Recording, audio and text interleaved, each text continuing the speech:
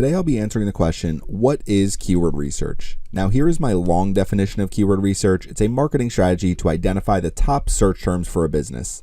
Now you can use search volume and average bids through PPC advertising like Google Ads to figure out what some of the most valuable terms to a business may be, and ultimately involves creating a list of the most popular and valuable search queries that potential customers use on search engines to find either information, products, and or services. So to give you a quick example of why you want to do keyword research is if somebody goes to a search engine like Google and they search farmhouse TV stands, you can see Wayfair right here has a Google shopping ad, they have a Google search ad, and if we keep scrolling down a little bit further, you can see they have an organic listing as well. So because they've identified this as one of the keywords they want to target, they've optimized their website for this keyword to help drive people to their website, ultimately to help drive revenue and drive sales. So coming over here, the goal of keyword research is exactly what I just showed you. You want to prioritize specific types of content and pages to create on your website so that when people are searching for something, you can offer them a solution with either an informative blog post, a relevant product, a relevant service, or something that will actually solve whatever problem they're searching for. Now there's a lot of different types of keyword research for different search engines that you may use. There's SEO keyword research, so trying to drive organic traffic to your website. PPC keyword research, Google Ads, Microsoft Advertising. So whether people are searching in Google or Bing, you want to make sure your advertisements are showing so that you can drive more sales. Video keyword research for YouTube, product keyword research, Amazon, eBay, and Etsy. App keyword research, so the Apple App Store, the Google Play Store. You may be looking for real-time keywords and trending keywords. You can use tools like Google Trends, Twitter, and Reddit. This is going to be for news websites. Competitor keyword research to see what your competitors' top keywords are. Try to find some areas where you can improve your own business by doing some competitor analysis. And local keyword research, so trying to find keywords for a local market or a local business. Now next is going to be my Wayfair example. So I already went over an example with Wayfair, but they sell all sorts of different products: home goods, furniture, decor, lighting, kitchen and dining products. So when they are looking for keywords, there's all sorts of different categories they need to create on their website and all sorts of different keywords that they need to optimize for.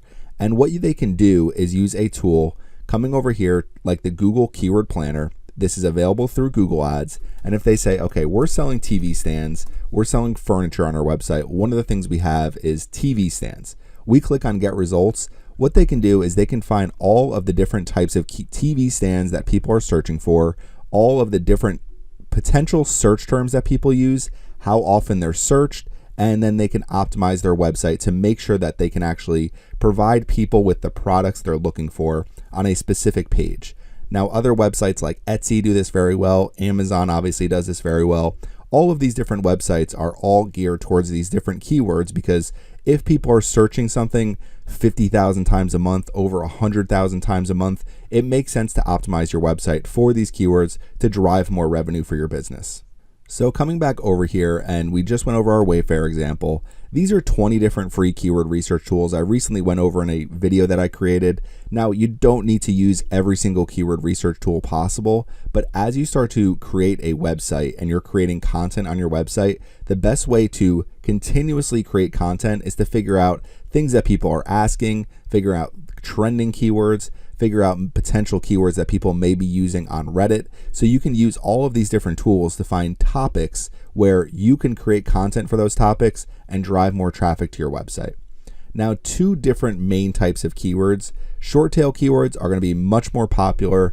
Terms that are generally 1 to 2 words, very popular, but not overly specific. So for example, area rugs and running would be short tail keywords. The example I just gave you up here, TV stands, this would be considered a short tail keyword. Now, as we scroll down here and you start seeing some of these longer keywords like wall mount TV stand, TV stands for 70-inch TV, these would be considered long tail keywords. So coming back over here, going over long tail keywords, they're more specific and targeted phrases. So if somebody's looking for TV stands, you can see all of the different categories of TV stands here just by looking at all of the keywords.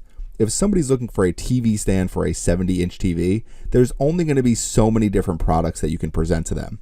So long tail keywords generally convert better because they are more specific and people are looking for something that they've already determined that they're interested in. So another example here, 8x10 outdoor area rugs. So coming back here to short tail keywords, somebody looking for area rugs or somebody looking for running.